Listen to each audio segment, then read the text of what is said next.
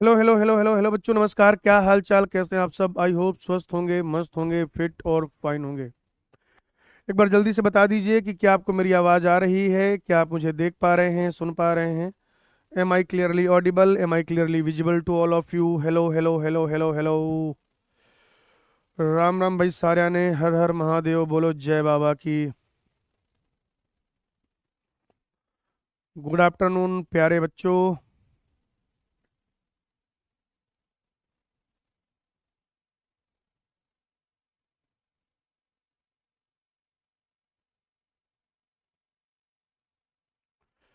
जिसका जिसका भी बर्थडे है, आप सबको हैप्पी वाला बर्थडे।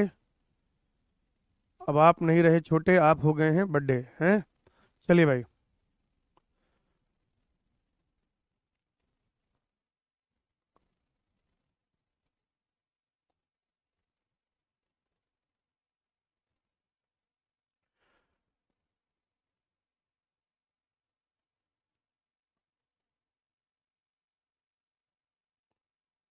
अरे सर, आज आपने क्या खाया? पोहा खाया बेटा, पोहा। पोहा जानते हो ना? पोहा खाया भाई, पोहा खाया, पोहा पोहा। चलिए बच्चों, आइए शुरू करते हैं। एक तो आज हमें पढ़ना है समष्टि वृद्धि के बारे में। समष्टि वृद्धि। और फिर उसके बाद हमें पढ़ना है वृद्धि मॉडल। वृद्धि मॉडल या वृद्धि प्रारूप। उसके बाद बेटा हमें पढ़ना है जीवन वृत्त भिन्नता।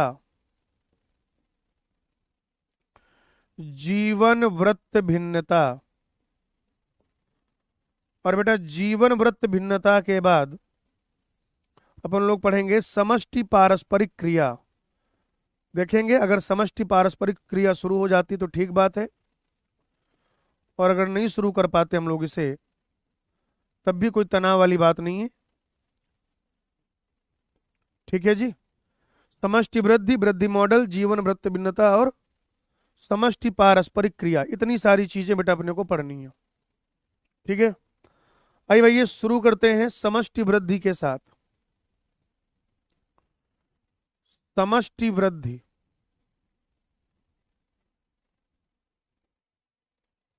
समष्टि वृद्धि। ठीक है। अब आप ना एक चीज समझो भाई जी, ये एक जंगल है बेटा। ये क्या है? एक जंगल है, और ये भी एक जंगल है। एरिया सेम है ना? जंगल है दोनों, दोनों में एरिया सेम है। ठीक है। यहाँ पे भी बढ़िया घास लगी हुई है। चलो पहले तो खाने की बात करते हैं। यहां पर आपने 10 हिरन छोड़े, मेल फीमेल मिलाकर। और यहां पर भी आपने क्या किए? 10 हिरन छोड़े। ये है भाई ए और ये है बी। यहां पे जो खाना है वो क्या है बेटा? ज्यादा है। और यहां पर खाना कम है। एक जगह आहार जो है, आहार उपलब्धता पर्याप्त है। एक जगह पर क्या है बेटा? इस जंगल ए में आहार उपलब्धता पर्याप्त है, और जंगल बी में आहार उपलब्धता पर्याप्त नहीं है। आप बताइए, 1 साल के बाद हिरन की आबादी कहां पर ज्यादा होगी? जंगल ए में या जंगल बी में?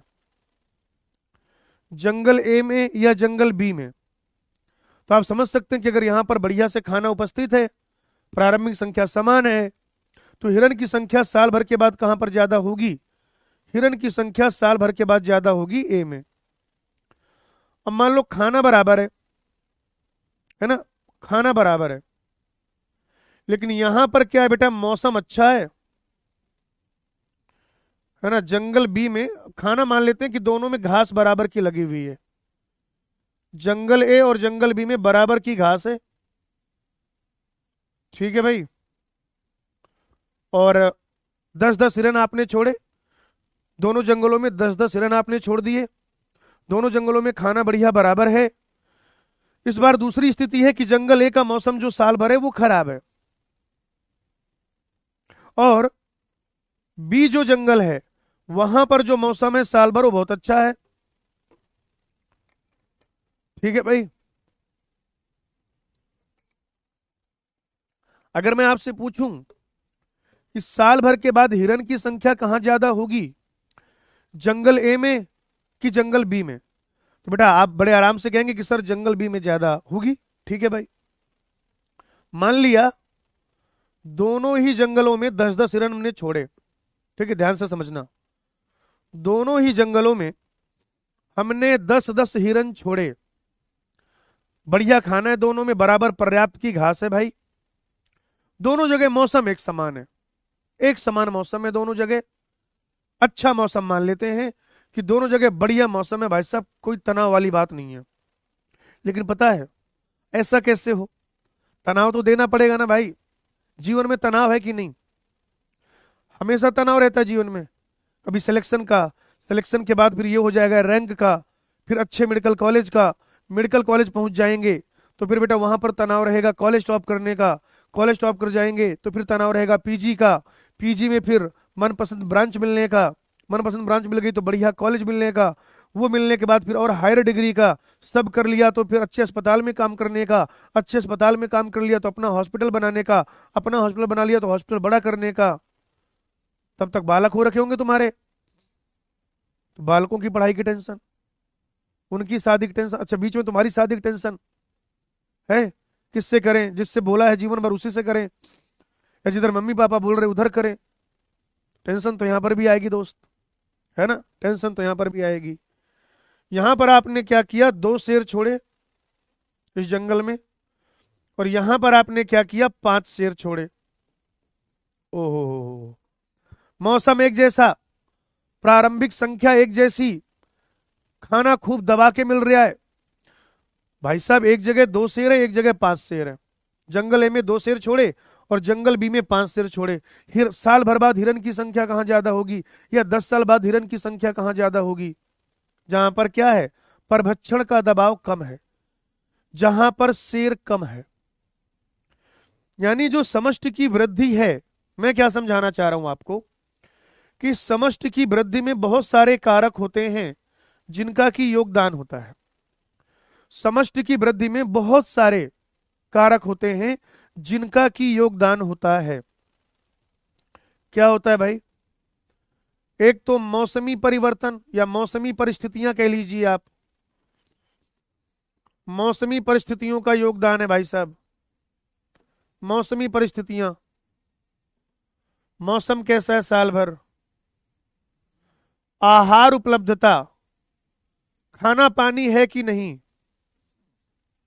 आहार उपलब्धता बेटा, क्या भाई, आहार उपलब्धता, आहार उपलब्धता, खाना पानी वहां पर बढ़िया से मिल रहा है कि नहीं मिल रहा है। और फिर उसके बाद परभक्षण दाब, परभक्षण दाब, परभक्षण दाब, परभक्षण दाब, ये सारी चीजें हैं भाई, ये सारी चीजें। और इन सारी चीजों में जो ज्यादा रोल है वो इन 4 फैक्टर का है। क्या बेटा, इन 4 फैक्टर का। ठीक है, ये तो है ही है, इसके अलावा और क्या क्या है, तो बेटा समष्टि वृद्धि में जो धनात्मक प्रभाव होता है, समष्टि वृद्धि में जो धनात्मक प्रभाव है, समष्टि की वृद्धि में जो धनात्मक प्रभाव होता है बेटा, धनात्मक प्रभाव, भाई कुछ ऐसे भी फैक्टर हैं जिनका क्या है, धनात्मक प्रभाव है, और बेटा कुछ ऐसे भी फैक्टर हैं जिनका के ऋणात्मक प्रभाव है। दोनों तरीके के फैक्टर हैं भाई साहब, ऐसे भी फैक्टर है, ऐसे भी कारक हैं जिनका की पॉजिटिव इफेक्ट है, जिनका की धनात्मक प्रभाव है, और बच्चों ऐसे भी हैं जिनका की ऋणात्मक प्रभाव है। अब बताओ धनात्मक प्रभाव किसका है, तो बेटा एक तो धनात्मक प्रभाव है जन्म दर का, जन्म दर का, जन्म दर इस पर धनात्मक प्रभाव डालती है। और दूसरा क्या है बेटा, मृत्यु आप्रवासन का, आप्रवासन भी इस पे क्या करता है, पॉजिटिव इफेक्ट डालता है, यानी कि समष्टि की वृद्धि में योगदान देता है, सहायक है भाई, ग्रोथ में हेल्पफुल है। लेकिन कुछ ऐसे भी फैक्टर होंगे जिनका नेगेटिव इंपैक्ट होगा पॉपुलेशन की ग्रोथ पर, ऋणात्मक प्रभाव होगा, वो क्या हो जाएंगे बेटा, वो हो जाएंगे मृत्यु दर। मृत्यु दर। और क्या हो जाएगा बताओ जरा? उत्प्रवासन। मृत्यु दर और उत्प्रवासन। जन्म दर और आप्रवासन इनका धनात्मक प्रभाव है। मृत्यु दर, मृत्यु दर और उत्प्रवासन इनका नेगेटिव इंपैक्ट है भाई। इसको रिप्रेजेंट करते हैं एन से, इसको रिप्रेजेंट करते हैं आई से। आप अगर इसे चाहें तो इसे कैपिटल बी से भी रिप्रेजेंट कर सकते हैं, कैपिटल बी या फिर एन, नेटेलिटी। इसको रिप्रेजेंट करते हो बेटा आप कैपिटल आई से, इसको रिप्रेजेंट करते हो आप कैपिटल डी से, और इसको रिप्रेजेंट करते हो आप कैपिटल ई से। अब क्या है ये जन्म दर? यहां पर बेटा जब हम बात कर रहे हैं तो प्रति व्यक्ति जन्म दर की बात नहीं कर रहे हैं। प्रति व्यक्ति जन्म दर की बात बेटा यहां पे हम लोग नहीं कर रहे हैं। तो कह रहे जन्म दर से मतलब ये है कि समष्टि में जन्मी वो संख्या, क्या भाई जी? समष्टि में जन्मी वो संख्या जो इस अवधि के दौरान आरंभिक घनत्व में जुड़ती है। जैसे मान लो एक साल में 80 लोग जुड़े तो 80 क्या हो गया? जन्म दर। इसे और क्या कहते हैं? नेटेलिटी। नेटेलिटी। इसे बेटा आप कैपिटल बी या फिर कैपिटल आई से रिप्रेजेंट करते हो। तो जैसे हमने कहा कि 80 लोग बढ़े, हमने क्या कहा बेटा? कि 80 लोग बढ़े, 80 लोग बढ़े। तो 80 लोग बढ़े, ये क्या है? जन्म दर यानी कि नेटेलिटी यानी कि कैपिटल बी।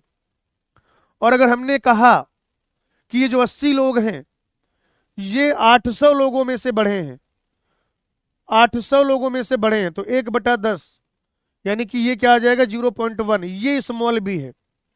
ये जो 0.1 है ये स्मॉल बी है जो हमने कल पढ़ा था। ये बेटा स्मॉल बी है जो हमने कल पढ़ा था बेटा, कल पढ़ा था। और इसी दौरान समष्टि में जो होने वाली मौतों की संख्या है उसे हम मृत्यु दर या मोर्टेलिटी कह देंगे। मृत्यु दर या मोर्टेलिटी कह देंगे। और इसे एम से सॉरी डी से रिप्रेजेंट करते हैं, डी से। जैसे मान लीजिए आपका गांव है, आपके गांव में 2000 लोग रहते हैं। आपका गांव है भाई साहब, आपके गांव में रहते हैं 2000 लोग। कितने? 2000। साल भर के अंदर 80 लोग नए पैदा हुए, 60 लोग मर गए। 80 लोग पैदा हुए, 60 लोग मर गए। अच्छा, 20 लोग गांव छोड़ के चले गए, 20 लोग गांव छोड़ के चले गए। 15 लोग नए जो आपके यहां आपके गांव के नहीं है, वो 15 लोग आपके गांव में आए। तो आपके गांव में जो आएंगे उसको कहा जाता है आप्रवासन, इमाइग्रेशन। कैपिटल आई से रिप्रेजेंट करेंगे। कह रहा उसी जाति के व्यष्टियों की वह संख्या जो अवधि के दौरान आवास में कहीं और से आए हैं, जो बेटा दूसरे किसी गांव से, दूसरे किसी शहर से आपके गांव में आ गए, तो वो हो जाएगा आप्रवासन, आप्रवासन। और जो लोग गांव छोड़ के चले गए, जो लोग बेटा गांव छोड़ के चले गए, तो वो क्या हो जाएगा? इमिग्रेशन। वो क्या था? इमिग्रेशन। जो गांव छोड़ के चले गए वो क्या हो जाएगा? इमिग्रेशन। और उसे कैपिटल ई से रिप्रेजेंट करेंगे भाई। उसे कैसे रिप्रेजेंट करेंगे? कैपिटल ई से। जन्म दर कितने पैदा हुए, मृत्यु दर कितने मरे, आप्रवासन कितने लोग गांव में आए, उत्प्रवासन कितने गांव छोड़ के चले गए। ये 4 चीजें हैं भाई, ये 4 चीजें हैं, है ना। अभी ये पीपीटी नहीं है यार, इसको पीपीटी मत कहो भाई जी। ऐसे ऐसे क्रॉस क्रॉस क्यों कर रहे हो भाई? पढ़ाई करो यार, बिना मतलब के नाटक। ये ऐसे होता है बच्चों। अब अभी मैंने जैसे आपको बताया था कि जो समष्टि घनत्व होता है, जो क्या होता है बेटा? समष्टि घनत्व होता है, समष्टि घनत्व। समष्टि घनत्व जो होता है उसमें आई जो है उसका क्या है? पॉजिटिव रोल है आप्रवासन का। बी जो जन्म दर है उसका भी पॉजिटिव रोल है। और जो मृत्यु दर है उसका क्या है? नेगेटिव रोल है। और जो उत्प्रवासन है उसका भी क्या है बेटा? नेगेटिव रोल है। क्या है भाई? Negative role. अब एक चीज समझो,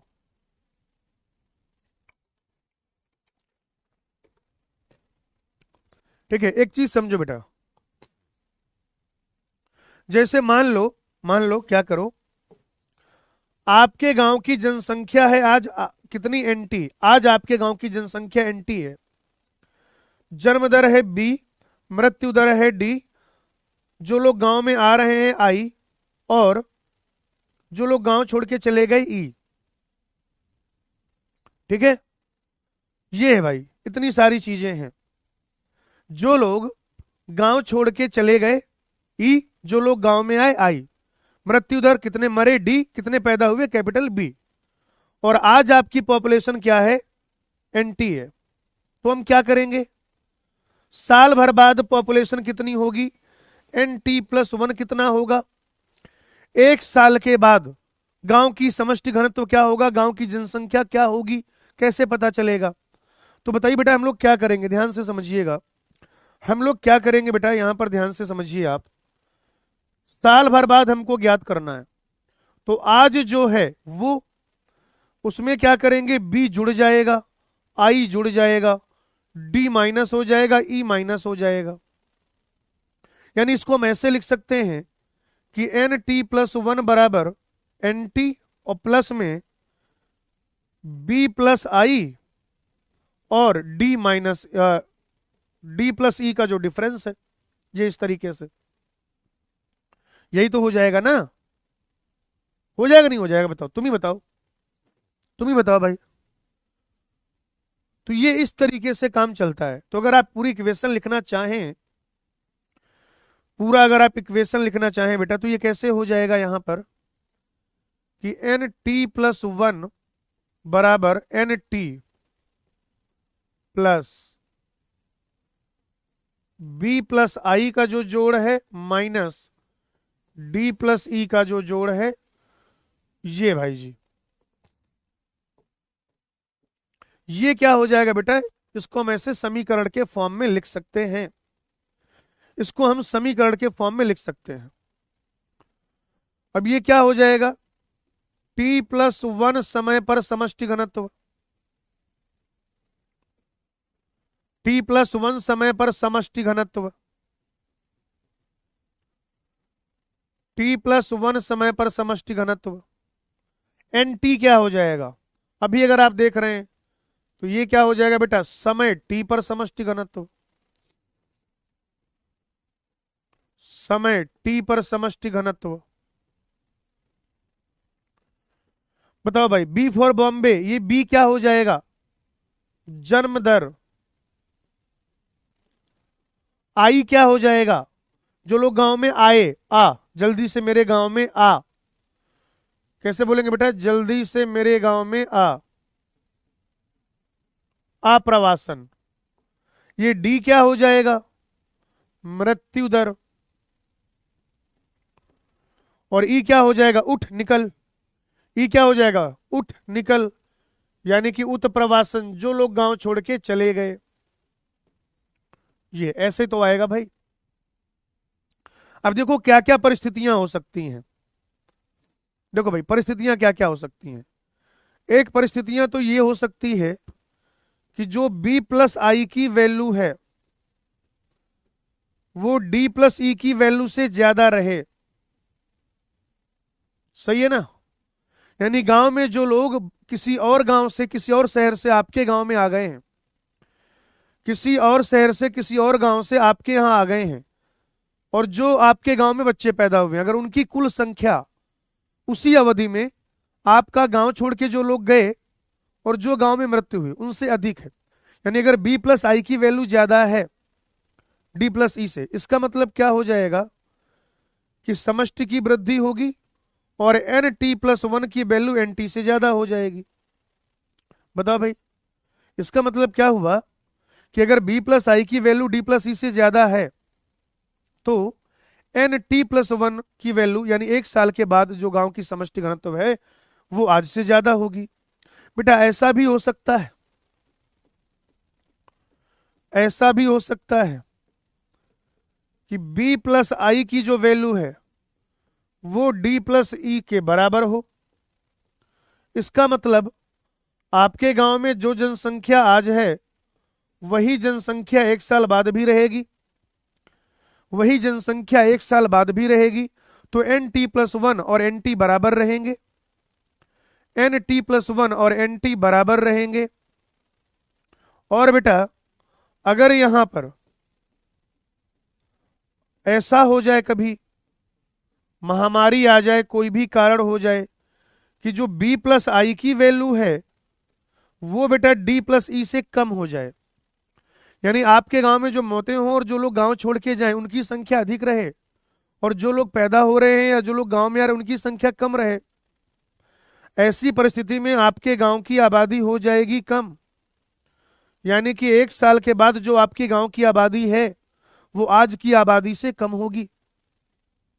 सिंपल सा मतलब है इसका, इसका बेटा सिंपल सा मतलब है कि आज जो आपके गांव की आबादी है और एक साल बाद, तो एक साल बाद आबादी कम होगी, आज जो है गांव में आबादी ज्यादा है। नोट करिए भाई इसको। अच्छा देखो सामान्यतया क्या होता है बेटा, सामान्यतया बेटा अगर आप देखें, ठीक है ना, तो यूजुअली आप ये देखते हैं,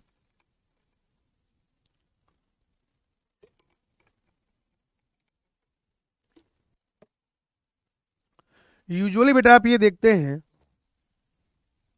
सामान्यतया क्या होता है वो सुनो भाई। यूजुअली अगर देखा जाए तो आपके गांव में गांव छोड़ने वाली घटनाएं कम होती हैं। आप खुद सोचो ना, आपके गांव में गांव छोड़ के जाना, दूसरा गांव छोड़ के आपके गांव में, ये कम होता है। लेकिन लोग पैदा होते हैं, लोग मरते हैं। तो आप कहें, आप देखो एकदम सिंपल सिंपल सी बातें हैं, आपके आसपास हो रहा है। जरूरी नहीं कि जो किताब में लिखा है वो रटो। लैंग्वेज किताब की याद रखो, कॉन्सेप्ट भेजे में डालो भाई, भेजे में ठूस लो इसको, BMTL, भेजे में ठूस लो। तो आप कहेंगे सामान्यतया जन्म एवं मृत्यु, जन्म एवं मृत्यु समष्टि घनत्व को, समष्टि घनत्व को अधिक प्रभावित करते हैं,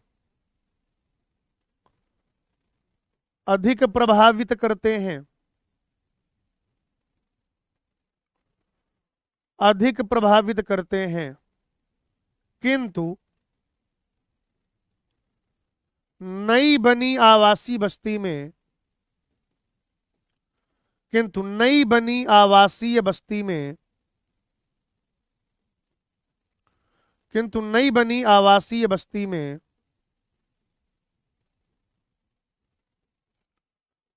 आप्रवासन का प्रभाव सर्वाधिक होता है। आप्रवासन का प्रभाव, आप्रवासन का प्रभाव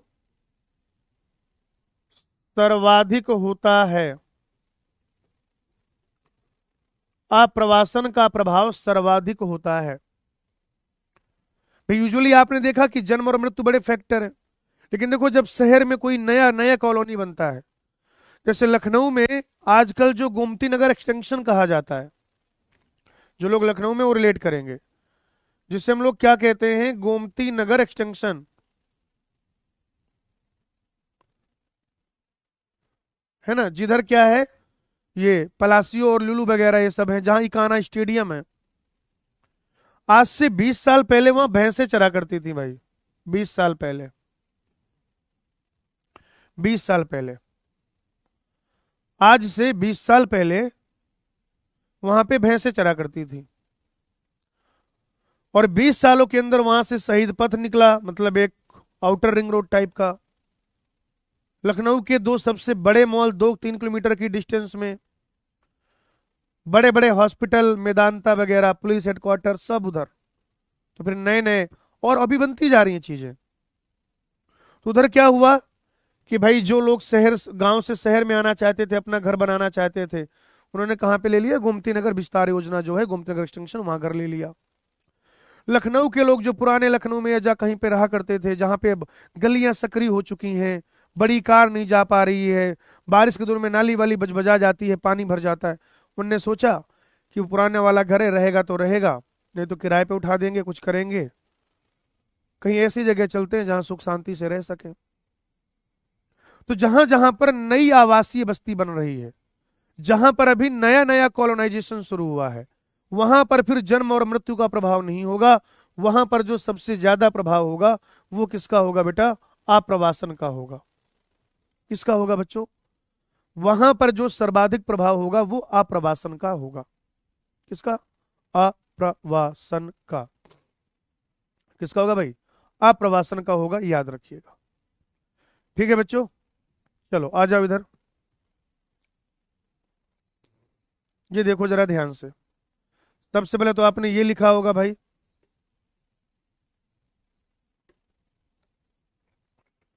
ये सबने लिख लिया होगा।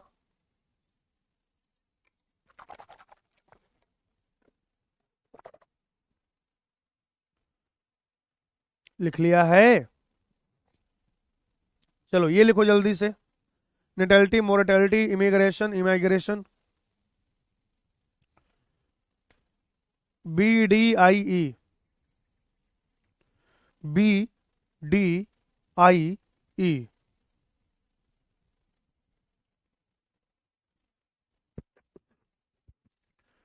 BDIE।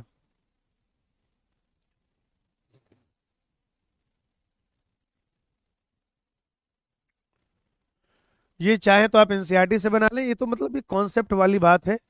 एनसीईआरटी का फ्लो चार्ट है तो मैं लेके आ गया। ये जरूर लिखिएगा आप। और मुझे लगता है मैक्सिमम लोगों ने लिख भी लिया होगा, नहीं भाई?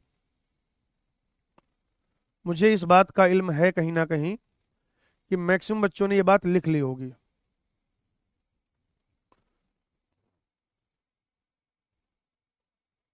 सुधर जा बेटा, अभी तुम्हारी उम्र है सुधरने की। अगर अभी नहीं सुधर पाओगे तो कभी नहीं सुधर पाओगे।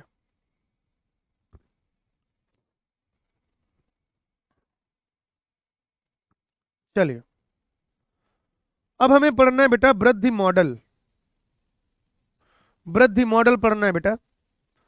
सबसे पहले हम लोग पढ़ने जा रहे हैं चरघातांकी वृद्धि।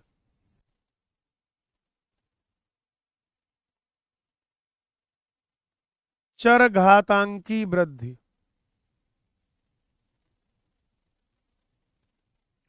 और बेटा ये जो चरघातांकी वृद्धि है ना, उन जीवों में देखने को मिलेगी, उन जीवों में देखने को मिलेगी बेटा जिनके लिए प्रकृति में संसाधन सीमित नहीं है। जिनके लिए प्रकृति में फोन कर रहा है क्या कोई? जिनके लिए प्रकृति में संसाधन सीमित नहीं है। समझ रहे हो भाई? ऐसे जीव है ना, विशेष तौर से जो छोटे छोटे जीव होते हैं, जिनके लिए प्रकृति में जो संसाधन है वो सीमित नहीं है। सीमित नहीं है, असीमित संसाधन है। देख रहे हो भाई, कोई रोकथाम ही नहीं है, बढ़े जा रहे हैं बढ़े जा रहे हैं। ये दो ग्राफ अलग अलग है, ठीक है ना? दोनों वृद्धि तंत्र का ग्राफ उन्होंने एक साथ बनाया है। आप रेड वाली लाइन को देखो बेटा, आप रेड वाली लाइन को देखो, रेड वाली लाइन।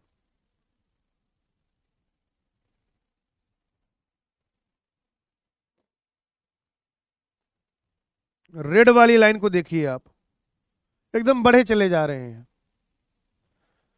तो यहां पर समष्टि में जो परिवर्तन है कि कितना बढ़ा, उस दौरान कितना बढ़ा या घटा, समष्टि में परिवर्तन, ये बेटा उसका फॉर्मूला है। समष्टि में परिवर्तन, कुल चेंज कितने का आया, तो उसका फॉर्मूला होता है dN/dt is equal to B-D into N। और मैंने कल के लेक्चर में आपको पढ़ाया था कि B-D बराबर क्या होता है? R। यानी कि हम लोग ऐसे लिख सकते हैं कि dN/dt is equal to RN। और बेटा अगर आपको याद आ रहा हो तो मैंने बताया था कि अगर B और D बराबर है तो R 0 होगा। अगर B और D बराबर है तो R 0 होगा। अगर बी बड़ा है डी से तो आर पॉजिटिव आएगा, यानी जनसंख्या बढ़ेगी भाई। थोड़ा सा मैं एक चीज इसकी जो इक्वेशन है वो पढ़ा दूं आपको। इसकी जो मेन इक्वेशन है वो होती है N T equal to N not e into R T. ये है भाई इक्वेशन। जहां पर ये टी क्या है बताइएगा जरा मुझे। ये टी हो जाएगा बेटा समय, समय। आर क्या हो जाएगा, वृद्धि की इंट्रिंसिक दर, वृद्धि की इंट्रिजिक या इंट्रिंसिक दर। ई क्या हो जाएगा, प्राकृतिक लघुगुणक का आधार। आप याद करिए इस तरीके की एक डेफिनेशन हमने और कहीं पे पढ़ी थी। आप मुझे बताइए जहां पर ऐसा ई का प्रयोग हुआ था, बेटा बताओ मुझे, जहां पर ई का प्रयोग हुआ था, ई का प्रयोग हुआ था, जहां पर ऐसा ई का जो प्रयोग हुआ था, बताओ भाई। ई वाली इक्वेशन और कहां पर देखी थी आपने, ई वाली इक्वेशन और कहां पर देखी थी आपने।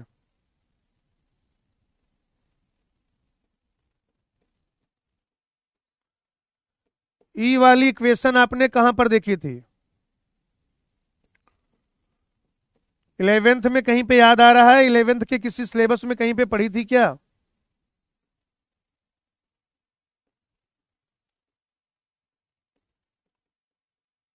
अरे बोलो बेटा, तुम लोग भाई जी मार खाने वाले काम करते हो, आंसर नहीं करते हो, बस खाली बतौलेबाजी करते हो क्लास में हैं। आंसर आंसर किया करो भैया यार। यस, प्लांट ग्रोथ वाले चैप्टर में ज्योमेट्रिक ग्रोथ, वेरी नाइस, बहुत बढ़िया, मेरा सलाम आपको। ज्यामिति वृद्धि, यस वेरी नाइस, ऐसे ही पढ़ा था हमने। अब आप एक चीज समझो, मैं क्या बता रहा हूं, देखो देखो कंडीशन देखो, पहली कंडीशन,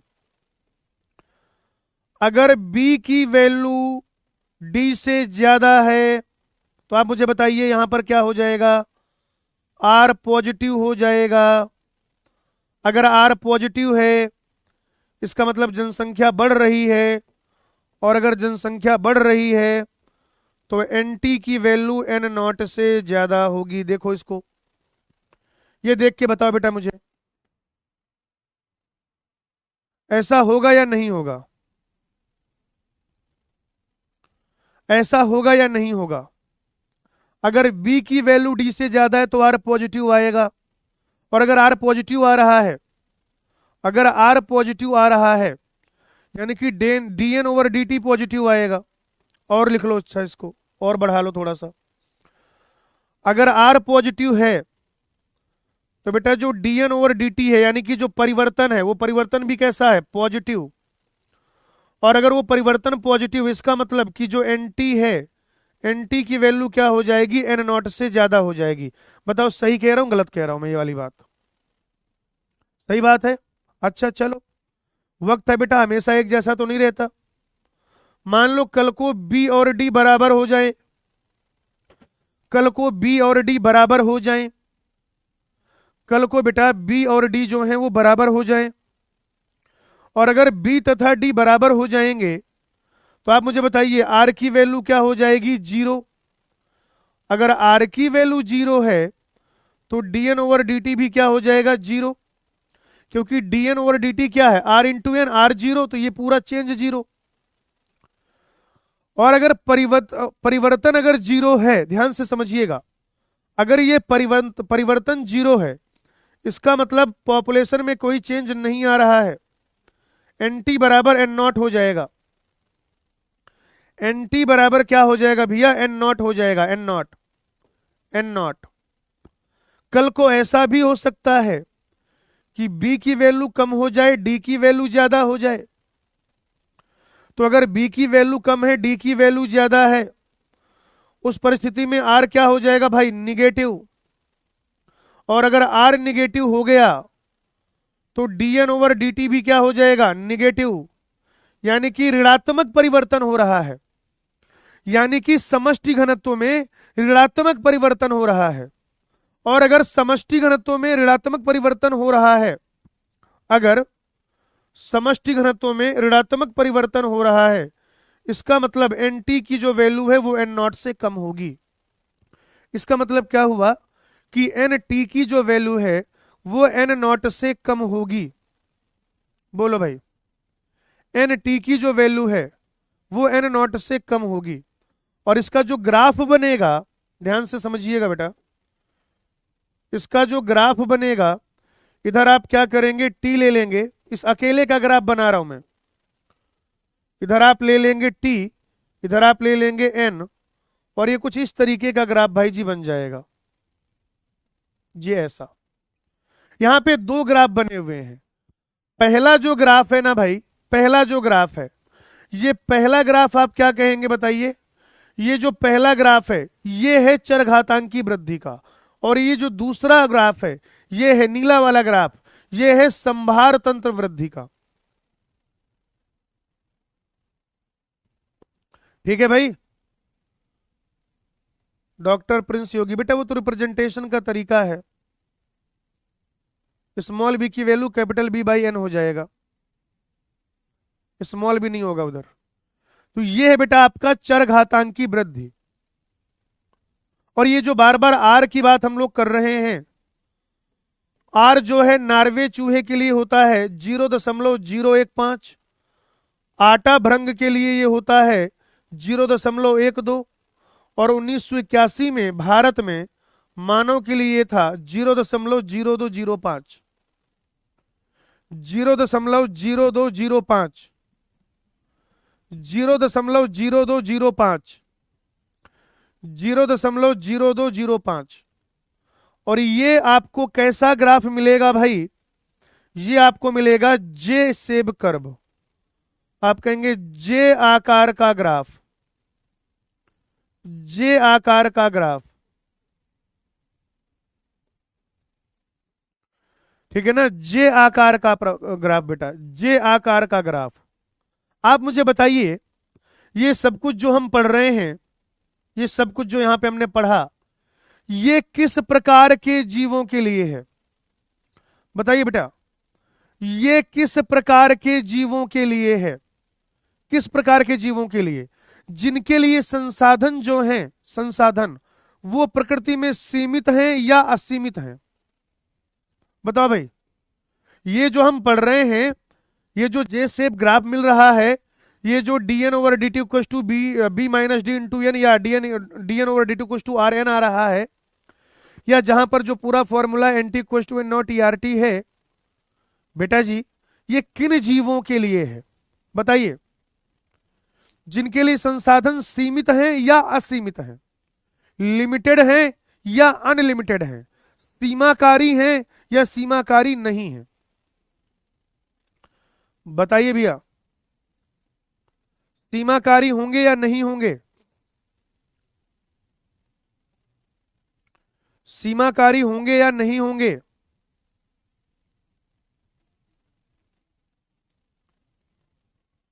तो आप कहोगे कि सीमाकारी नहीं होंगे।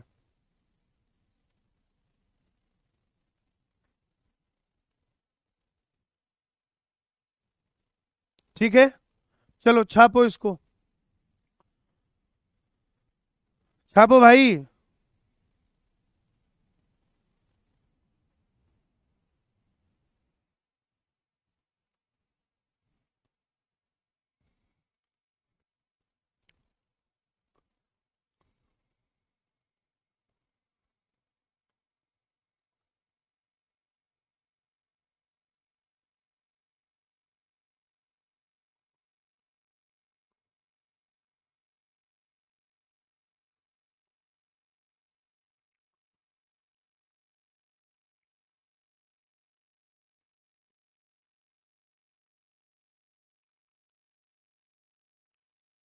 डन डनाडन डन।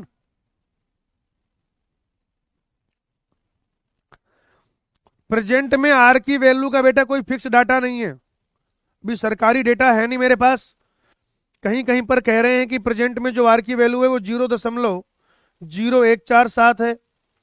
एक दो जगह मैंने पढ़ा कि 0.007 है ना। लोगों थाला फॉर अ रीजन, तो इसलिए आप मत याद रखिए, नहीं पूछेगा वो आपसे, ठीक है। चलो बेटा आगे हमें पढ़ना है संभार तंत्र वृद्धि। आगे हमें क्या पढ़ना है भाई? संभार तंत्र वृद्धि।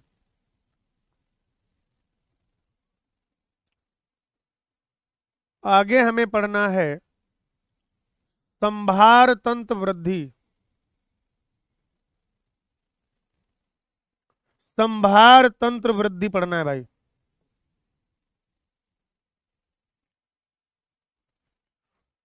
बेटा ये उन लोगों के लिए होता है, उन जीवों के लिए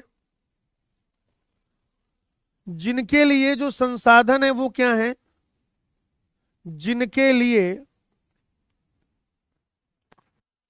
जिनके लिए प्रकृति में संसाधन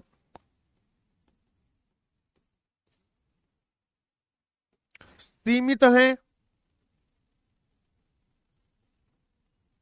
अथवा जल्दी ही सीमित होने वाले हैं।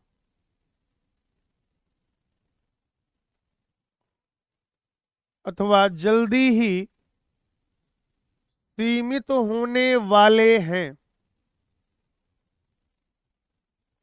ठीक है भाई।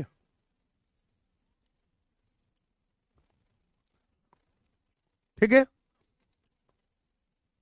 या तो जो संसाधन है वो सीमित है, या तो जो संसाधन है वो सीमित है, और या फिर वो सीमित होने वाला है। संसाधन जो है या तो वो सीमित है और या फिर जो है सीमित होने वाला है। ठीक है ना, सीमित होने वाला है। और बेटा ये जो अप्रोच है, अप्रोच ये ज्यादा रियलिस्टिक है, ये रियलिटी के ज्यादा करीब है भाई। ये जो है ये रियलिटी के ज्यादा आप खुद सोचो ना, ज्यादा रियलिटी किस बात में है? संसाधन सीमित होंगे या असीमित? आप बताओ, ज्यादा रियलिस्टिक बात क्या है? संसाधन का सीमित होना या सर राजा और मंत्री की चेस वाली स्टोरी नहीं सुनाई, अभी सुना देंगे बेटा, राजकमल सुना देंगे, ठीक है। सीमित, तो ये जो ग्रोथ कर्व है, ये जो ग्रोथ कर्व है, आप कहेंगे यह अधिक यथार्थवादी है। इस प्रकार का ये जो वृद्धि तंत्र है ये क्या है? वास्तविकता के ज्यादा करीब है, अधिक यथार्थवादी है, अधिक यथार्थवादी। बच्चों यहां पे एक टर्मिनोलॉजी है जो मैं आपके साथ डिस्कस करना चाहेंगे, पोषण क्षमता। पोषण क्षमता, कैरिंग कैपेसिटी।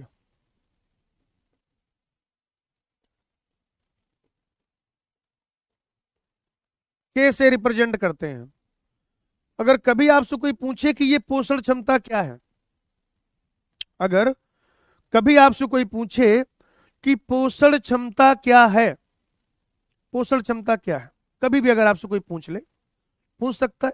आप साइंस के विद्यार्थी हैं, आप बायोलॉजी पढ़ रहे हैं, बॉटनी पढ़ रहे हैं, इकोलॉजी पढ़ रहे हैं, तो अगर कभी आपसे कोई पूछे कि पोषण क्षमता क्या है, कैरिंग कैपेसिटी क्या है, तो मैं आपको एक चीज बताऊं। जैसे मान लो आपकी कार है आपकी, तो मान लेते हैं कार में बैठने वाले लोगों की क्षमता है 7, कि 7 लोग बैठ सकते हैं। 8 बिठा लो, बहुत मन कर रहा है तो 7 सीटर कार है, 8 बिठा लो, ठीक है। लेकिन अगर सही मायने में देखा जाए तो 8 लोग बढ़िया से नहीं बैठ पाएंगे। तो कार के अंदर मैक्सिमम क्षमता क्या है कि 7 लोग बैठ सकते हैं, 7 लोग। यानी उस कार की जो पोषण क्षमता, एक तरीके से जो कैरिंग कैपेसिटी है, वो 7 लोगों की है। ठीक उसी प्रकार से, ठीक उसी प्रकार से जो प्रकृति है, ठीक उसी प्रकार से जो प्रकृति है, जो नेचर है, जो इकोसिस्टम है। ठीक है भाई। द ग्रेट देवांश सर, हमने 20 लोगों को बैठाया है, बहुत बड़ा रीजन है एक्सीडेंट होने का। कह रहे 20 बैठाऊंगा। भाई साहब आप 100 बैठा लो भाई साहब, हैं? आप भाई साहब 100 बैठा लो। हम तो कह रहे हैं भाई 500 बैठा लो, आप पूरा गांव भर लो उसी में। हमने रोका आपको? हमने कहा आपसे? हम तो नॉर्मल इंसानों की बात कर रहे हैं भाई साहब। आप तो प्रभु हैं, आप तो प्रभु हैं, आपकी बात थोड़ी कर रहे थे हम।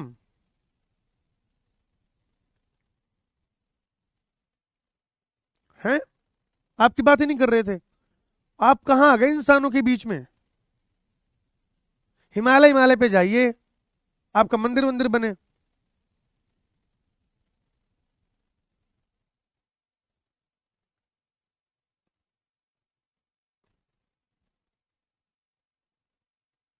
भाई मैं पढ़ा रहा हूं, मुझे कॉन्सेप्ट सिखाना है, तो जो सिखा रहा हूं सीख लो, बाकी हिमालय पे जाओ। यथार्थवादी का मतलब वास्तविकता के, ना, वास्तविक। यथार्थवादी मतलब वास्तविक। हाँ भाई अब ठीक है, उधर जाओ रे, बहुत दुष्ट हो भाई। आप कहेंगे प्रकृति द्वारा, प्रकृति में या प्रकृति द्वारा पोषित, द्वारा पोषित जीवों की अधिकतम संख्या,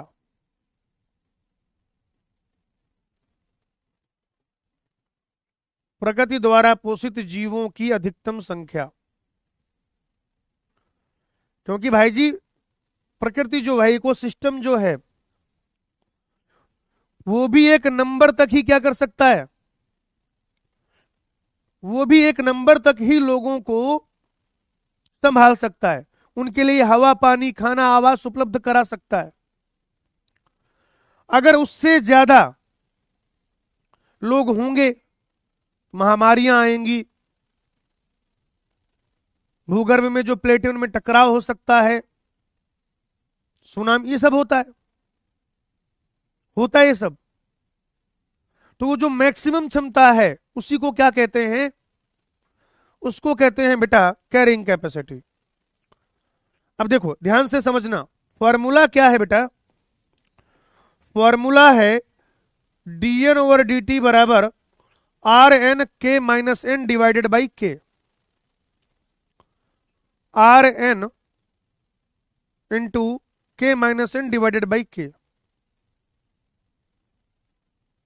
एन क्या हो गया? समष्टि टी पर समष्टि घनत्व, आर वही रेट, इंट्रिंसिक रेट, वृद्धि की दर, के पोषण क्षमता। अब एक चीज समझिएगा, आपकी कार है भाई साहब, अपना अपना नंबर डिसाइड कर लो। तो कार के लिए के की वैल्यू है 7, 7। मान लेते अभी यहां पर एक भी जन नहीं आया है, कार में अभी कोई बैठा नहीं है, कार में अभी कोई नहीं बैठा, तो 7 लोग बैठ सकते हैं भाई। ठीक है भैया, कार में अभी कोई नहीं बैठा तो 7 लोग बैठ सकते हैं। अच्छा एक बात मुझे बताओ, कार में एक जन बैठ गया, कार में एक जन बैठ गया भाई, तो देखो यहां पे के माइनस एन क्या था? 7। अब के तो 7 है, एन हो गया 1, तो के माइनस 7 कितना बचा? 6। इसका मतलब क्या है? अभी कार में 6 लोग और ठूसे जा सकते हैं। सही बात है भाई। अभी कार में 6 लोग और ठूसे जा सकते हैं। अच्छा, अब मान लो कार में 2 लोग बैठ गए, तो k माइनस एन की वैल्यू क्या हो जाएगी? 5। अब इसके बाद कार में 5 लोग और ठूसे जा सकते हैं। जिस दिन कार में 7 लोग बैठ गए, उस दिन k माइनस एन की वैल्यू हो जाएगी 0। 0 हो जाएगी भाई। यानी अब आप इसके आगे नहीं बिठा सकते। अगर आपने इसके आगे लोगों को बिठाया, अगर आपने इसके आगे लोगों को बिठाया तो दिक्कत हो जाएगी। और आसान भाषा में समझो, और आसान भाषा में समझो। मान लो आपकी क्षमता है कि आप 5 रोटी खाते हो। एक बार जब आप खाना खाने बैठते हो, दोपहर में या रात में, जब भी मान लेते हैं कि आप अपने एक बार की डाइट में 5 रोटी खाते हो। भाई साहब ध्यान समझना, इसमें दिमाग की जरूरत पड़ेगी। अभी जो मैं पढ़ा रहा हूं ना, इसमें थोड़ा सा दिमाग की जरूरत पड़ेगी भाई। ठीक है? हाँ, बहुत ज्यादा दिमाग लगाइएगा तो समझ में आएगा, नहीं तो रटेंगे आप। अगर आप दिमाग लगाएंगे तो समझ में आएगा, नहीं तो रटेंगे आप। और फिर आपका हो जाएगा तिनक तिनक तिन तिन्ना। ठीक है ना? तिनक तिन तिन तिन्ना हो जाएगा भाई।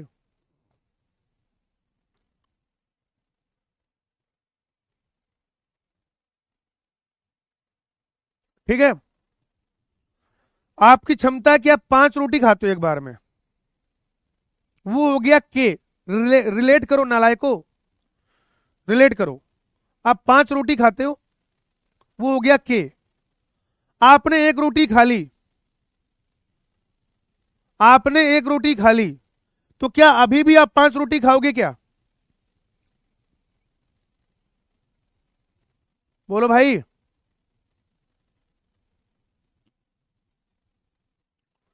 मान लीजिए आपकी क्षमता है 5 रोटी खाने की, आपने एक रोटी खा ली, क्या अभी भी आप 5 रोटी खाओगे क्या?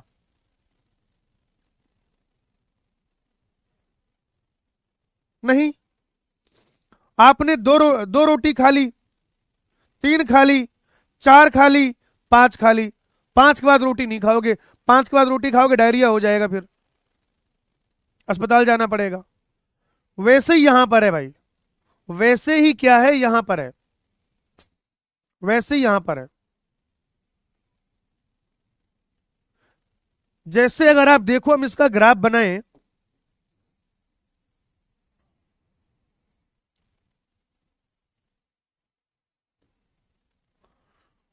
अगर बेटा हम लोग क्या करें, इसका ऐसे ग्राफ बनाएं। इधर आपने ले लिया टी फॉर टाइम, इधर आपने ले लिया एन, ले लिया एन, एन ले लिया। एक बात बताओ, क्या एन की मैक्सिमम वैल्यू को के बोल सकते हैं क्या? एन मैक्स ही तो के है। बोलो भाई। पीएम नरेंद्र मोदी रोटी के, मुझे मालूम था, मुझे मालूम था बेटा, मुझे मालूम था, मुझे मालूम था बेटा, तुम्हारी औकात नहीं है समझने की। तुम सुअर हो, तुम लोटोगे जरूर नाली में। मुझे मालूम था भाई। मुझे मालूम था, मुझे 100% मालूम था।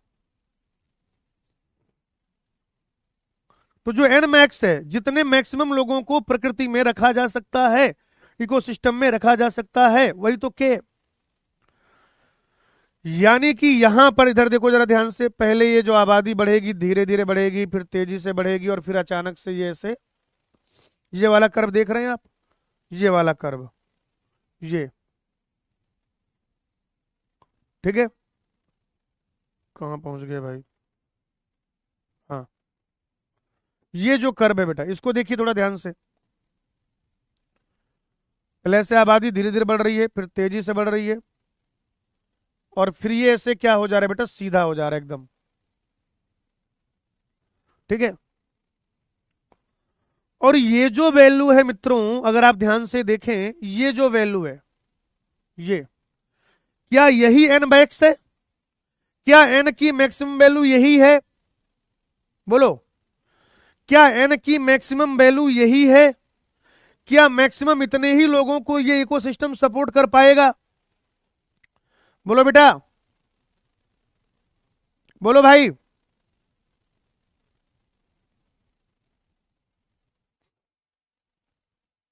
जल्दी बोलो।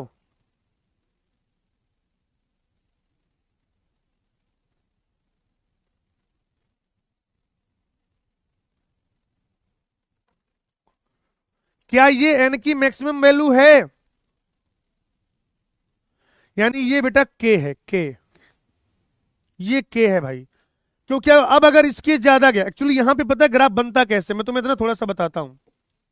ये जो है मामला ऐसे चलता है, इधर देखो, कहीं साइड में बना दूंगा मैं, यहां पे बना देता हूं, ये तुम्हें कोई पढ़ाएगा भी नहीं। इधर हो गया टी, इधर हो गया एन, और ये है के। तो ये जो ग्राफ है ना बेटा, अगर देखा जाए तो ये सही मायने में कुछ ऐसे चलता है भाई, ऐसे, यहां पे ये ऐसे चलता है। ये जो ग्राफ है वो सही मायने में ऐसे चलता है भाई, ठीक है ना। यानी कि यहां पर आप देखिए, जब ये ऊपर है कभी खुशी,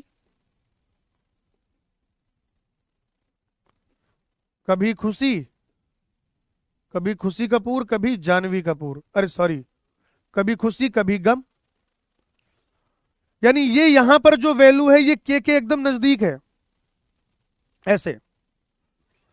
तो जैसे ही वैल्यू के ऊपर जाएगी, ध्यान से समझना, जैसे ये के है, जैसी के ऊपर गई पॉपुलेशन, कुछ ना कुछ होगा, सूखा महामारी टाइप का, ये पॉपुलेशन गिरी, अब कैसे कम हो गई, फिर पॉपुलेशन बढ़ना शुरू हुई, फिर सिर उठाया, फिर भगवान का डंडा पड़ा, ओम फट स्वाहा, समझ रहे भाई, भगवान का डंडा पड़ेगा, ओम फट स्वाहा, फिर आबादी नियंत्रित होगी, फिर ऐसे बढ़ेगी। तो ये कभी खुशी कभी गम चलता रहता है, जब जब के से वैल्यू ज्यादा हो जाएगी। अगर कभी ऐसा हो जाएगा बेटा, ध्यान से समझिएगा, जब जब कभी ऐसा होगा, जब जब कभी ऐसा होगा कि अगर एन की वैल्यू वो के से ज्यादा हो जाए, भाई साहब नेचर का भगवान का डंडा पड़ेगा, ओम फट स्वाहा, आबादी को नियंत्रित करना ही पड़ेगा। तो यहां पर आप क्या देख रहे हैं कि पहले तो ये धीमे धीमे वृद्धि हो रही है, धीमी वृद्धि, यानी ये क्या है बेटा, lag phase, LAG, lag phase, धीमी वृद्धि। फिर उसके बाद बेटा यहां पर इधर देखो, ये लैग फेज है, ऐसे देखो जरा इसको ध्यान से, ये क्या है भाई, लैग फेज। फिर ऐसे देखो भाई, ये एकदम एक्सिलरेशन है, यहां पे एकदम एक्सिलरेशन है। तो ये जो है,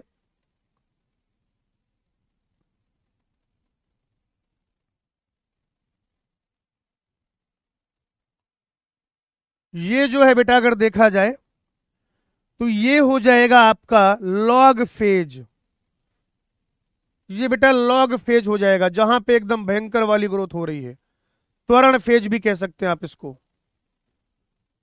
त्वरण बढ़िया है। अब क्या होगा, बढ़ तो रहा है लेकिन रेट कम होगा, तो ये वाला जो फेज है ये है मंदन, यहां पे अब उस रेट से नहीं बढ़ रहा है मामला, तो ये क्या है बेटा, मंदन, डी एक्सिलरेशन। और इस पॉइंट पे जहां पे क्या हो जाता है, एन बराबर के, इसको कहा जाता है बेटा अनंत स्पर्शी, यानी अब इससे ज्यादा जनसंख्या और नहीं बढ़ने की।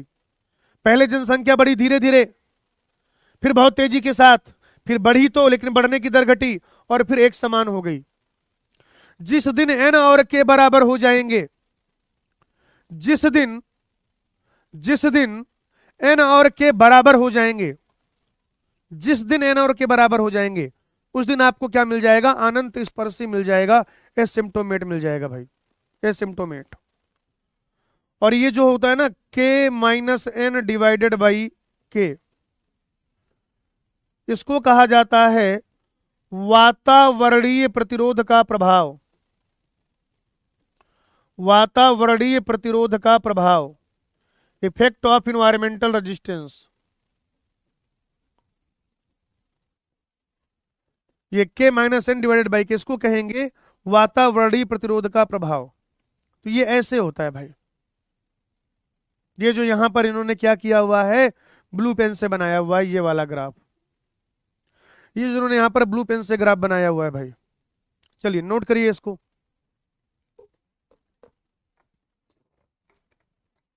नोट करो भाई।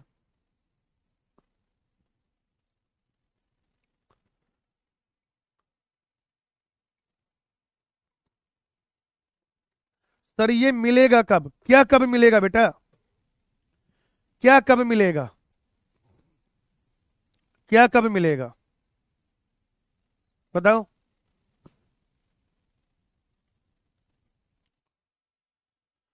ये तो लिख दिया कि ये मिलेगा कब, क्या किसकी बात कर रहे हो कि क्या मिलेगा।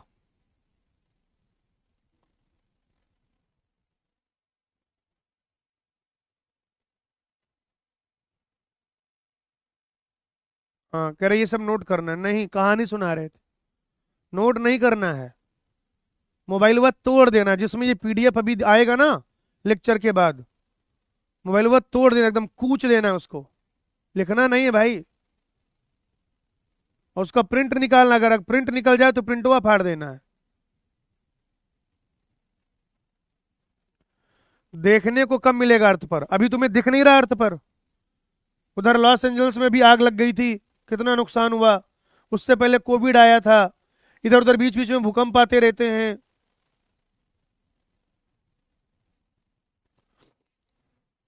चलो बेटा, इसके बाद अब मैं आपको पढ़ाएंगे जीवन वृत्त भिन्नता,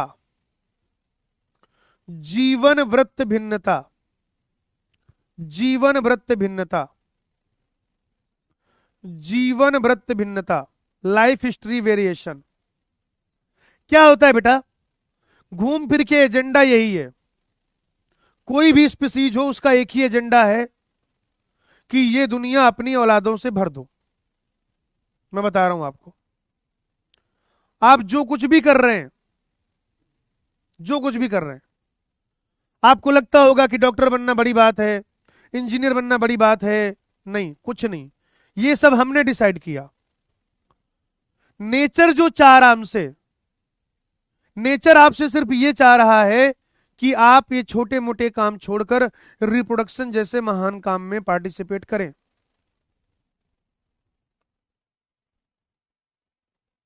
आपका कुछ भी उद्देश्य हो, बायोलॉजिकली आपका वही काम है। आप इस महान धरती पर सिर्फ इसलिए अवतरित हुए हैं कि आप इस ह्यूमन पॉपुलेशन को और महान बनाएं। इस ह्यूमन पॉपुलेशन को आप क्या करें बेटा, और भी ज्यादा महान बनाएं। याद रखिएगा आप, और भी ज्यादा। और मैं आपको बताऊं, हर स्पीसीज यही कर रही है। आप क्या करते हैं, आप देखिए जैसे खाना खराब होता है, कभी आप क्या क्या करिए, कोई चीज है मान लीजिए जैसे पूड़ी उड़ी है, कुछ भी चीज है, सब्जी, उसको खुले में रख दीजिए 3-4 दिन के लिए, फिर वो खराब होने लगती है, उससे गंदी सी स्मेल आती है। और बेटा प्लीज मैं बहुत बड़ी बात बताने जा रहा हूं, ठीक है ना, कम दिमाग के बच्चों और छपरी मास्टरों को बिल्कुल ये समझ में नहीं आएगा मैं क्या बोलने जा रहा हूं अभी, सुनिए ध्यान से। कुछ लोग कह रहे हैं जूलॉजी स्टार्ट, तुमसे बेटा वो भी नहीं होना जीवन में। तुम जाओगे हकीम एम जुबैर के पास, स्टेशन रोड पे मिलते हैं जो, हर जगह, किसी भी शहर में एंट्री लो, है ना, किसी भी शहर में एंट्री लो, भाई दीवारें रंगी पुती रहती हैं ऐसे लोगों की वजह से, ठीक है। बैक्टीरिया क्यों खाना खराब करता है, जहां पे बहुत ज्यादा बैक्टीरिया एक्टीरिया हो जाते हैं, आप सोच के देखो जरा, जहां पर जैसे मान लो कुछ खाना रखा हुआ है, उससे गंदी सी स्मेल क्यों आती है, उसमें ऐसे केमिकल बैक्टीरिया क्यों रिलीज करता है कि वो आपके खाने के लायक नहीं बचता, क्यों, क्योंकि बैक्टीरिया आपसे एक लड़ाई लड़ रहा है। बैक्टीरिया ने आपके मन में डर पैदा कर दिया है, नग नाकों से दिखाई भी नहीं देता, रत्ती भर से भी छोटा है बैक्टीरिया, और उसने भाई साहब पूरे मानव जाति की रेल बना रखी है। ये छोटे छोटे वायरस, आपको पता चल जाए कि ये जो प्लांट है ये वायरस इन्फेक्टेड है, आप उसका फल नहीं खाते। आपको पता चल जाए कि ये बैक्टीरिया ने खाना खराब कर दिया है, आप वो खाना नहीं खाते। क्यों नहीं खाते, क्योंकि बैक्टीरिया ने आपके लिए जुगाड़ कर रखा है, क्योंकि बैक्टीरिया भी यही चाहता है कि दुनिया अपनी औलादों से भर दो। गाय भैंस बकरी आलू भालू, हर स्पीसीज। जैसे फैजल खान के जीवन का एक मकसद था बदला, है ना, बीड़ी पीना बदला लेना, यही करता था वो। ठीक उसी प्रकार से कोई भी जाति हो बेटा, कोई भी जाति, हर जाति का, हर स्पीसीज का एक मकसद है, क्या? ये दुनिया अपनी औलादों से भर दो, ये दुनिया अपनी औलादों से भर दो। अब इसमें क्या होता है, कुछ लोग क्या करते हैं बेटा, कुछ लोग ऐसा करते हैं इसी चीज के लिए कि बहुत सारे लेकिन संख्या में छोटे छोटे बच्चे पैदा करते हैं। बहुत सारे, बहुत सारे लेकिन संख्या में छोटे छोटे बच्चे पैदा करते हैं। बहुत सारे, संख्या में बहुत सारे, लेकिन साइज छोटा छोटा। और कुछ ऐसे जीव होते हैं, कुछ ऐसे जीव होते हैं। फैजल खान कौन है? अरे यार, गैंग्स ऑफ वासेपुर देखो जाके भैया किस दिन तुम पहले। तुम्हें रेफरेंस ही नहीं समझ में आते यार, तुम्हें रेफरेंस ही नहीं समझ में आते हैं। फैजल खान कौन है? पंचर बनाता है फैजल खान, बकवास बातें करा लो तुमसे बस। भैया gangs of Wasseypur cult classic movie है, उसको देखिए। 2 पार्ट आए थे, बहुत बहुत बढ़िया मूवी है, बहुत बढ़िया मूवी है, देखना एक बार। गाली गलाओ जो थोड़ा, अकेले में देखना। हाँ। और कुछ लोग ऐसे होते हैं, जैसे आप इंसानों की बात करें या जो भी स्तनधारी हैं, वो उनके जो बच्चे हैं, बच्चों की संख्या, वो कम संख्या में बच्चे पैदा करते हैं, लेकिन वो कम संख्या में बच्चे पैदा करते हैं लेकिन उनका आकार जो है बड़ा होता है। तो वही लिखा है, कह रहे समष्टियां जिस आवास में रहती हैं उसमें अपनी जनन योग्यता, जिसे डार्विनी योग्यता या डार्विनियन फिटनेस कहा जाता है, को अधिकतम बनाने के लिए विकसित होती है। खास प्रकार के वर्ण दबाव सेट में जीव सर्वाधिक दक्ष जनन युक्ति की ओर विकास करते हैं कि सबसे बढ़िया सिस्टम कौन सा वाला है। जैसे कुछ क्या करते हैं, अपने जीवन काल में केवल एक बार प्रजनन करते हैं, जैसे कि प्रशांत महासागरी सामन मछली और बांस। जबकि बेटा कुछ ऐसे भी हैं जो अपने जीवन काल में कई बार प्रजनन करते हैं, जैसे कि अधिकांश पक्षी और स्तनधारी। कुछ ऐसे भी हैं, कुछ ऐसे भी हैं जो छोटी साइज की संतति बहुत बड़ी संख्या में उत्पन्न करते हैं। बेटा इनको कहा जाता है, ये जो है ना छोटे साइज की संतति बहुत बड़ी संख्या में, ऐसे लिख लेना, आर चयनित जातियां। इसको बेटा गोला करके लिखो कहीं पर, आर चयनित जातियां, आर चयनित जातियां, आर सेलेक्टेड स्पीसीज। ठीक है भाई? ओ भैया हेलो। जिनके, ऐसी जातियां जिनके बच्चे छोटे छोटे होते हैं, ठीक है ना, बहुत ध्यान से समझना, जिनके बच्चे छोटे छोटे होते हैं लेकिन संख्या में बहुत ज्यादा होते हैं, जैसे कि आस्टर और पेलेजिक फिश, आस्टर और पेलेजिक फिश, इनको कहा जाता है आर चयनित जातियां। क्या कहा जाता है भाई? आर चयनित जातियां कहा जाता है, आर चयनित जातियां। जबकि जो दूसरे हैं, दूसरे जो हैं बेटा, दूसरे, दूसरे ऐसे होते हैं जो बड़ी साइज की संतति कम संख्या में उत्पन्न करते हैं, पक्षी और स्तनधारी। बेटा इनको कहा जाता है के सिलेक्टेड जातियां। कहीं पे लिखो गोला बना के चयनित जातियां, के चयनित जातियां, के चयनित जातियां, के चयनित जातियां भाई, के चयनित जातियां। ठीक है जी, के चयनित जातियां।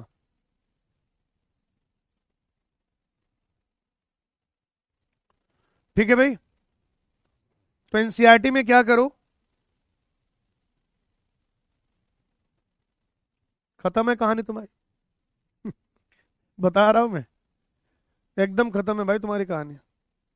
ये लिखो भाई, आर चयनित जातियां और के चयनित जातियां।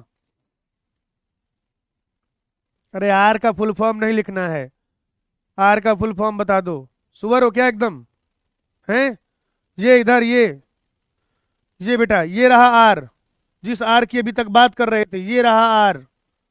ठीक है, ये इतनी बार बताया आर, यही आर है, और ये रहा के। फुल फॉर्म बता दो। नाम दिया गया है, पढ़ा रहे हैं क्या, बता रहे हो कुछ, पगलेट कहीं के। दिमाग नहीं बिल्कुल भी। इसीलिए कहते हैं ना, चीजों को समझो। जब पढ़ा रहे होते हैं तब कमेंट करने में ध्यान रहता है। लगता है ऐसा कौन सा डायलॉग यहां मार दें, ऐसी कौन सी बात लिख दें कि लोगों को मजा आ जाए। हाँ, कॉमेडी काट लो पहले। पहले कॉमेडी काट लो। कॉमेडी काटो, कॉमेडी कॉमेडी। यही तो करने आए हो। हुनर दिखा रहे हैं यहाँ, हंसा रहे हैं लोगों को। और कल को जब रिजल्ट के बाद दुनिया हंसेगी, बर्दाश्त नहीं होता भाई साहब फिर।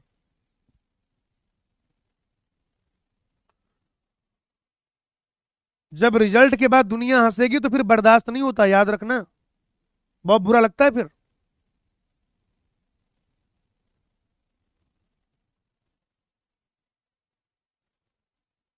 फिर कहोगे रिश्तेदार खराब हैं, पड़ोसी खराब हैं।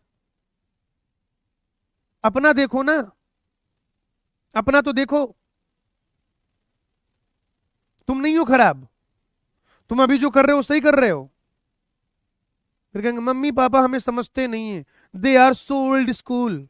ओल्ड स्कूल है वो। तुम्हारे जैसे औलाद को जैसे तैसे पाल रहे हैं।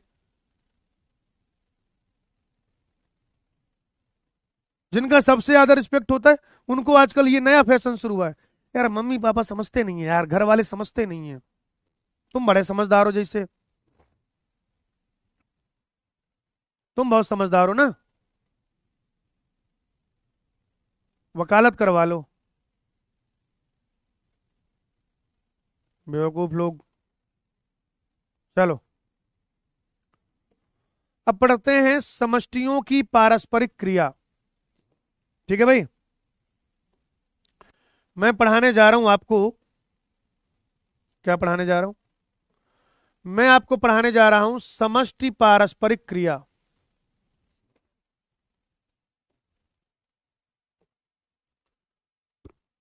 इधर आओ ध्यान से। समष्टि पारस्परिक क्रिया।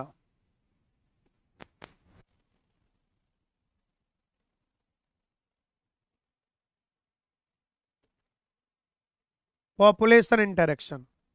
क्या होता है बेटा? अलग अलग जातियां रह रही हैं जंगल में, इस धरती पे, ध्यान से समझना। इस धरती पे अलग अलग जातियां रह रही हैं।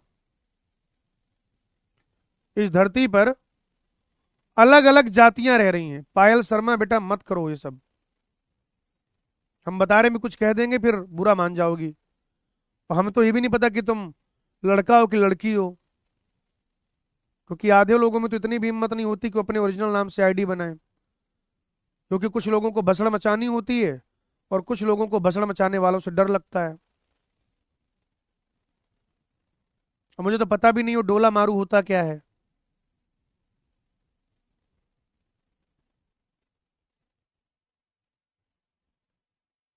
सही कह रहे हो यार, अभी कुछ बोल देंगे विवाद हो जाएगा। बिल्कुल सही कह रहे हो। तो ये जो अलग अलग जातियां रहती हैं पृथ्वी पर, ठीक है ना, पृथ्वी पर ये जो अलग अलग जातियां रहती हैं, अलग अलग जो जातियां रहती हैं, ये क्या करती हैं बेटा? जैसे भी हो, ये सुनिश्चित करती हैं कि हमें अपना जो सर्वाइवल है वो मेंटेन करके रखना है। एल्कोहल होता है, बताओ। शर्म नहीं आती बेटा पायल शर्मा ऐसा लिखते हुए तुम्हें? शर्म नहीं आती बेटा ऐसा बोलते समय? हम्म। अच्छा लगता है आप ऐसा बोलते हो?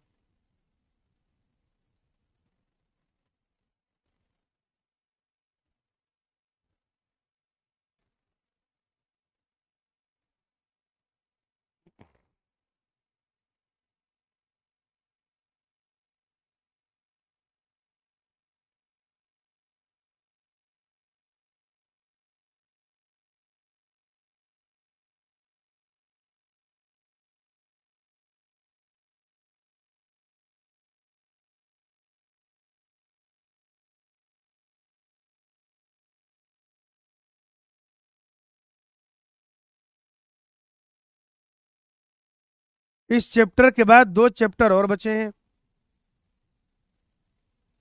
कहो तो पढ़ा लें, ना कहो तो ना पढ़ाएं।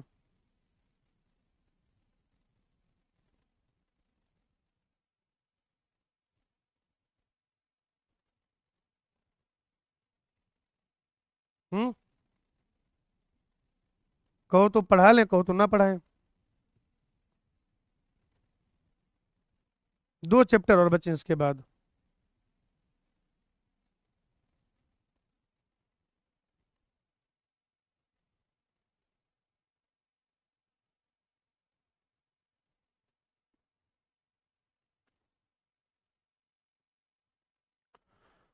वही है ना, अभी कुछ कह देंगे तो फिर बच्चों को ये लगता है कि हम डांटते हैं बिना मतलब के, और ज्यादा सच बोल दो तो लगता है किसी टीचर को टारगेट कर रहे हैं।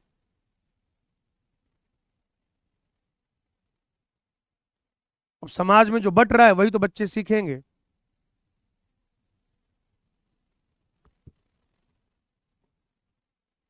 चलिए, खैर पढ़ाई करते हैं। मैं आपको ये बता रहा था, मैं बेटा आपको ये बता रहा था कि कोई भी जाति वो येन केन प्रकारेण क्या करती है, अपना जीवन यापन संभव करती है। इसके लिए कई बार क्या होता है, वो दूसरों के साथ मिलके रहते हैं। तो बेटा जब दोनों स्पीसीज को फायदा होगा तो इसे कहा जाएगा सहोपकारिता। जब दोनों का नुकसान होगा तो उसे कहा जाएगा स्पर्धा। एक जाति का फायदा हो और दूसरे का नुकसान, उसे या तो परभक्षण कहेंगे या परजीविता कहेंगे। उसे या तो परभक्षण कहेंगे या परजीविता कहेंगे, परजीविता। एक जाति का फायदा हो, दूसरे को ना फायदा हो रहा ना नुकसान, इसे सहभोजिता कहा जाता है, कमनसेलिज्म कहा जाता है। सहभोजिता यानी कि कमनसेलिज्म। और एक जाति का नुकसान हो, दूसरी जाति का ना तो फायदा हो और ना ही नुकसान हो। दूसरी जाति का ना तो फायदा ना नुकसान, और एक जाति का क्या होता है, नुकसान। एक जाति अप्रभावित रहती है और एक जाति को क्या होता है बेटा, नुकसान होता है। उसे कहते हैं अंतर जातीय परिजीविता। उसे अंतर जातीय परिजीविता कहते हैं। उसे कहते हैं बेटा अंतर जातीय परिजीविता। आइए शुरू करते हैं। सबसे पहले हम लोग पढ़ने जा रहे हैं यहां पर सहभोजिता। सहभोजिता पढ़ने जा रहे हैं बेटा। क्या पढ़ने जा रहे हैं, सहभोजिता। किस टाइप का रिलेशनशिप है, +0 टाइप का रिलेशनशिप है भाई। यानी एक जाति को फायदा होगा और दूसरी जाति को नुकसान होगा। सहभोजिता का बेटा सिंपल सा मतलब है, ध्यान से समझिएगा। सहभोजिता का बेटा सिंपल सा मतलब है कि एक जाति का होगा फायदा और एक जाति का होगा नुकसान। ठीक है भाई, एक जाति का फायदा होगा, एक जाति का नुकसान होगा। जैसे मैं आपको उदाहरण दिखाऊं। पहला उदाहरण, चारण पशु एवं बगुला पक्षी।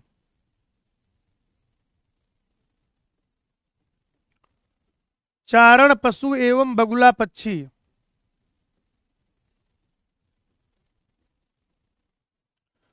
चारण पशु एवं बगुला पक्षी। इसमें ये जो चारण पशु है, इसका ना तो फायदा होता है ना नुकसान होता है, ये अपना काम कर रहा है। लेकिन बगुला पक्षी का होता है फायदा।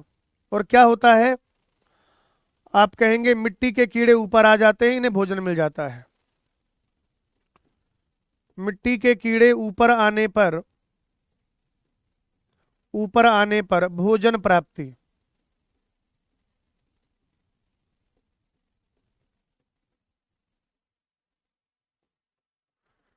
मिट्टी के कीड़े ऊपर आने पर भोजन की प्राप्ति। ये जो बगुला पक्षी है ना, इनको भोजन मिल जाता है भाई। क्या मिल जाता है, इनको भोजन मिल जाता है। सहभोजिता जो है ये +0 टाइप का रिलेशन है। एक जाति को फायदा होगा, दूसरा अप्रभावित रहेगा, ना प्रॉफिट ना लॉस। ये देखिए, जैसे यहां पर आप देख सकते हैं, होता है ना कई बार गांव में आप लोगों ने देखा होगा। जब बेटा आप लोग गांव में देखते हो, वैसे जब जानवर चरते हैं, जब जानवर चर जाते हैं खेत को, है ना, तो उनके पीछे पीछे ऐसे जो बगुला या दूसरे पक्षी ऐसे ऐसे टहलते रहते हैं। देखा कभी गांव में, कोई गांव में रहता है या सारे अंग्रेजी हैं? ये देखा है भाई?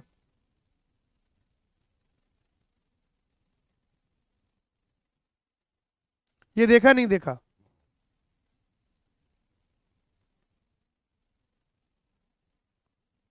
तो वो जो पशु है वो तो अपना काम कर रहा है।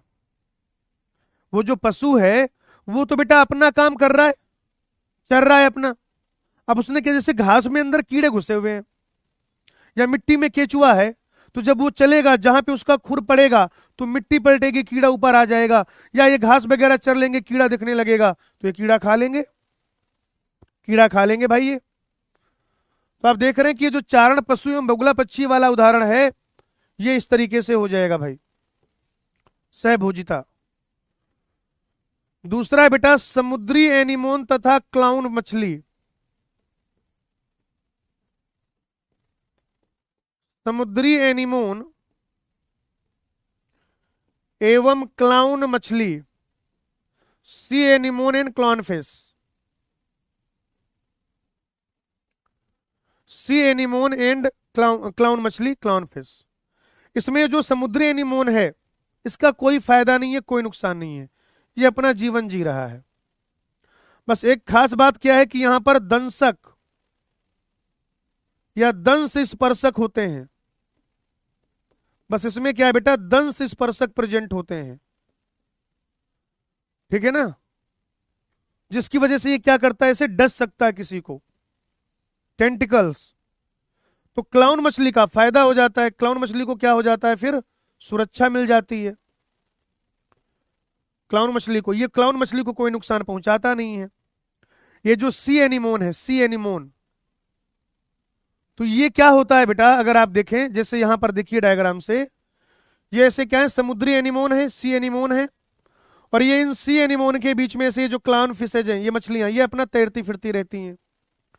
अब इसमें जो टेंटिकल्स दिख रहा है उसकी वजह से दूसरे जानवर फिर यहां आसपास आएंगे नहीं, तो ये जो क्लाउन मछली है इसको सुरक्षा मिली रहेगी। क्लाउन मछली को क्या मिली रहेगी बेटा, सुरक्षा मिली रहेगी, सुरक्षा मिली रहेगी भाई इसको। तीसरा एग्जाम्पल में आपको बता देते हैं, वेल तथा बारनेकल। वेल तथा बैरंकल होता है बेसिकली बारनेकल, ठीक है। वेल की पीठ में बारनेकल रहता है। वेल का नो प्रॉफिट है, नो लॉस है, ना कोई फायदा ना कुछ नुकसान, अप्रभावित। बारनेकल का फायदा है। ये वेल की पीठ पर है, वेल की पीठ पर आवास। पहली बात तो ये, इसे क्या है, वेल की पीठ पर आवास मिला हुआ है। ये देखो जरा ध्यान से, ये वेल जो है, जैसे पूरा वेल है, वेल में ये बारनेकल रहते हैं।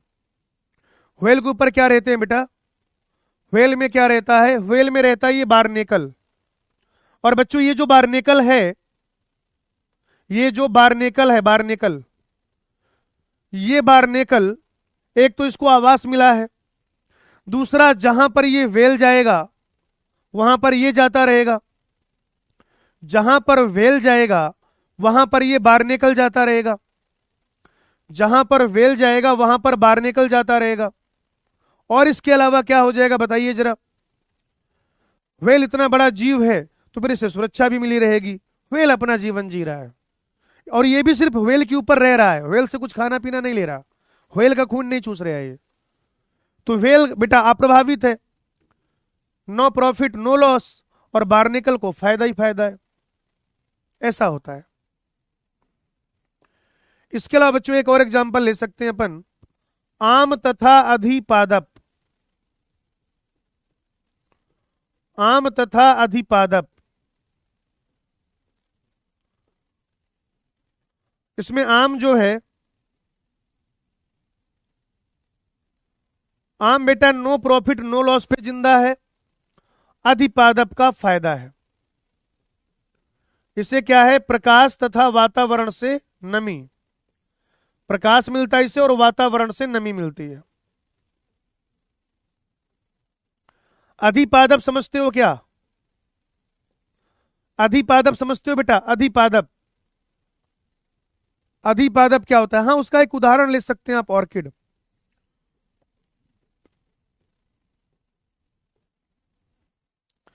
अधिपादप का क्या मतलब होता है ये बताओ भाई। अधिपादप का मतलब क्या है वो बताओ, उदाहरण नहीं। अधिपादप का मतलब बताओ।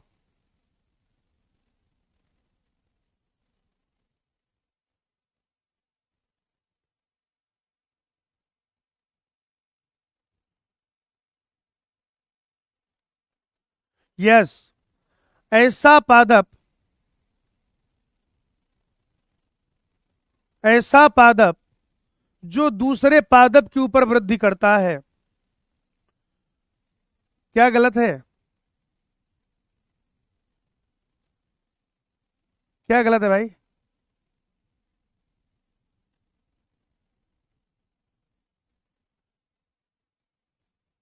वो कह रहा गलत है, क्या गलत है?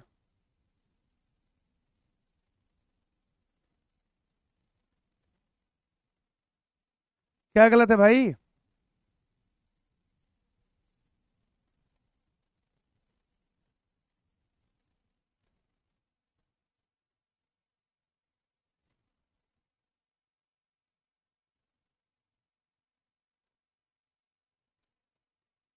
पगला गए भाई, पगला गए तुम लोग, कुछ नहीं आता तुम्हें। सुनी सुनाई बातें, कहाँ की क्या चीज है, कहाँ पे लपेटे दे रहे हो। ये पढ़ो मालिक। जैसे ये यहाँ पे आप देख रहे हो, इधर बेटा, तो क्या हो रहा है भाई कि ये जो है, जैसे कोई प्लांट था, जैसे मान लो मैंगो प्लांट था, अभी उसके ऊपर ग्रो करते हैं वहां पर। ये इसलिए ग्रो नहीं करते, उन्हें इस प्लांट से कुछ चाहिए। बस ये थोड़ा सा ऊपर ग्रो करेंगे तो इन्हें प्रकाश मिल जाएगा, क्योंकि अगर ये बहुत नीचे रहेंगे ना तो दिक्कत हो जाएगा। तो जब ये ऊपर प्लांट में उगते हैं, तो जिस प्लांट के ऊपर ये उगते हैं उससे कुछ नहीं लेते, उस प्लांट से बेटा ये कुछ नहीं उगते लेते हैं। बस ये क्या करते हैं, ये जो है ध्यान से समझिएगा, ये लोग क्या करते हैं बेटा, ये बस जो है मॉइस्चर लेते हैं वातावरण से, और साथ ही साथ क्या करते हैं, ये प्रकाश से इन्हें मिल जाता है। ये इतनी सी बात, ठीक है भाई। तो ये हो गया आपका सहभोजिता। सहभोजिता हो गया बेटा, इसको देखो फटाफट से, फिर आगे बढ़ेंगे।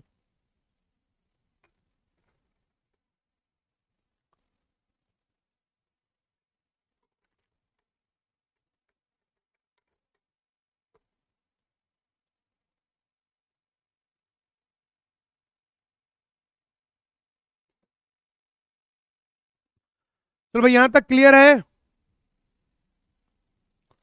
सबको बात समझ में आ गई?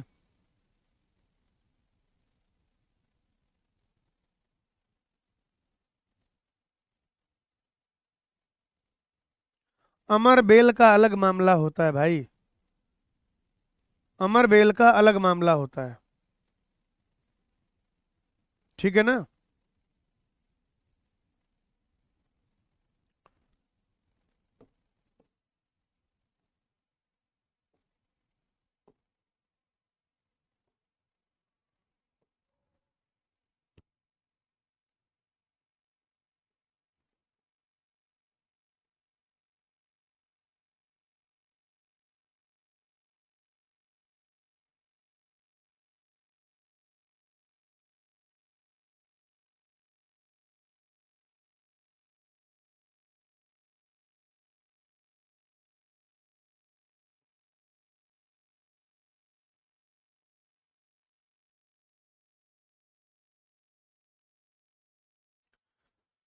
ठीक है भाई, जहां से समष्टि के सवाल शुरू होते हैं, समष्टि से लेकर समष्टि, समष्टि गुण, समष्टि वृद्धि, वृद्धि तंत्र और जीवन वृत्त भिन्नता, वहां तक के सवाल बेटा आपको करके आने हैं, ठीक है।